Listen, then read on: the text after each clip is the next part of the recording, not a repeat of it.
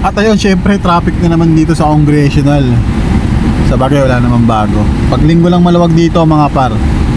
Pero mas matindi ngayon, syempre papasok ang December, ang Christmas, ang New Year. So ang dami nangyayari, di ba mga par? Kaya shoutout sa mga naglalaki ang truck dito sa Congressional mga pare ko, yung mga boss idol. And ride safe. At ayun, green taxi, fully electric.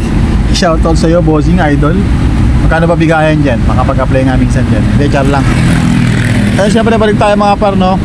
And double ingat lang tayo mga par. Pagdating sa mga truck mga par, huwag tayong pwesto sa mga blind spot na hindi nila tayo nakikita. Especially sa unahan nila mga par, masyadong mataas yan. Hindi tayo nila makikita.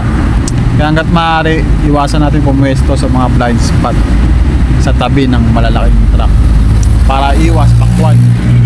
Baka maging pakwan tayo dyan mga par. Kaya lang syempre, basta malaking truck, bilang isang motorcycle rider, alam na, huwag tayong tatabi dyan at hanggat maaari. Pwedeng sumingit kung naka-stop naman sila. Pero pag gumagalaw na yan, iwasan natin sumingit dyan mga par. Dahil napakalapit at pwede tayong ma-aksidente dyan.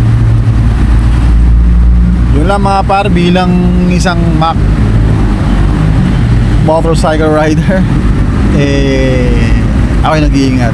At ayun, shoutout sa butas, ang laki ayun, no? Sa may stoplight ng Visayas. Ride safe mga par.